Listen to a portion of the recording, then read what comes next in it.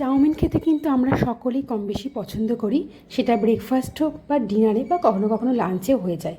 কিন্তু বেশিরভাগ সময়টা কিন্তু আমরা বাইরে থেকে কিনে এনেই খাই।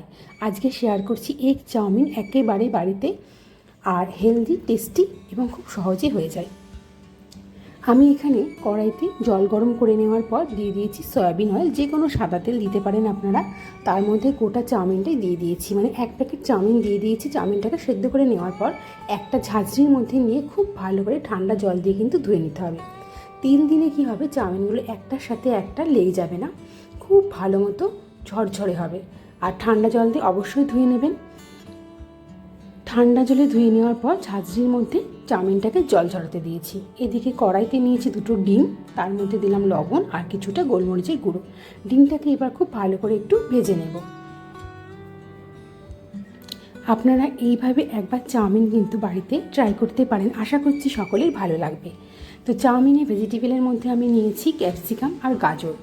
আপনারা চাইলে বাঁধাকপি দিতে পারেন, বাঁধাকপিটা আমি এরম পাইনি এখন, ভালো তাই। তো প্রথমেই তেল দিয়ে আমি পেঁয়াজটাকে ভেজে নিচ্ছি, তবে চাউমিনে কিন্তু পেঁয়াজ লাল করে ভাজা যাবে না। একটু নেড়ে চেড়ে দিয়ে দিলাম সরু করে লম্বা লম্বা করে কাটা গাজরগুলো একটু ভাজা ভাজা করে নেব, খুব বেশি নয়। একটু নেড়ে চেড়ে গাজরটাকে আগে দিয়েছি, কারণ ক্যাপসিকাম কিন্তু সেদ্ধ হতে খুব বেশিক্ষণ সময় লাগে না। দিয়ে দিয়েছি বেশ খানিকটা কাঁচা লঙ্কা কুচি। আবারও ভালো করে একটু নাড়াচাড়া করে নেব। এবার দিয়ে দেবো ক্যাপসিকামটা দিয়ে একটু নাড়াচাড়া করে নেব। এবারে এর মধ্যে আমি দিয়ে দেবো লবণের পরিমাণটা অবশ্যই বুঝে দেবেন। আমি একবার এই ভেজিটেবলের মধ্যে লবণ দেবো, আবার কিছুটা চাউমিনের মধ্যেও দেবো। আর যেহেতু সয়া সস ব্যবহার করব, সয়া সসের মধ্যে কিন্তু লবণের ভাগ একটু থাকে। খুব ভালো করে লবণটা মিশিয়ে নিচ্ছি। এবার দিয়ে দিলাম soya sauce, dark soya sauce. খুব ভালো করে মিশিয়ে নিচ্ছি। সয়া সসটা বুঝে দিতে হবে, আমি এখন একবার দিয়েছি, আবার চাউমিনেও দেবো। তো সেই কারণে সয়া সসটা অবশ্যই বুঝে দেবেন, বেশি পরিমাণে হয়ে গেলে কিন্তু একটু তিতকুটে হয়ে যায়। এইবার অল্প অল্প করে চাউমিনটা আমি দেবো আর নাড়তে থাকবো। একবারে সবটা দিয়ে দিলে নাড়তে একটু সমস্যা হয়, তাই অল্প অল্প করে দিচ্ছি আর নাড়তে থাকছি। আর চাউমিনগুলো একবার দেখুন কত সুন্দর, একটার সাথে একটা গায়ে লেগে যায়নি, আর একদম গোটা গোটা।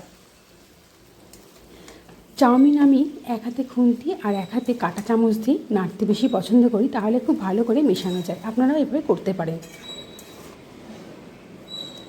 চাউমিনটা মেশানোর পর আবারও একটু কিছুটা লবণ দিয়েছি, তার সাথে দিয়ে দিচ্ছি সয়া সস। এবার দিয়ে দিচ্ছি ম্যাগি মশলা। এই মশলাটা দিয়ে একবার চাউমিন খেয়ে দেখবেন, খুব ভালো হয়, কিন্তু টেস্টি হয়। এবার দিয়ে দিচ্ছি ভেজে রাখা ডিমগুলো। এবার খুব ভালো করে সব কিছু একসাথে মিশিয়ে নেব।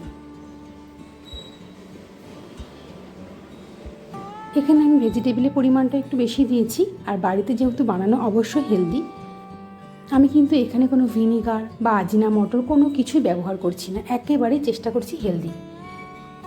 তো দেখুন চাউমিনটা আমার পুরোপুরি রেডি হয়ে গেছে। আপনারা বেশি ঝাল পছন্দ করলে অবশ্যই গোলমরিচের গুঁড়ো দিতে পারেন।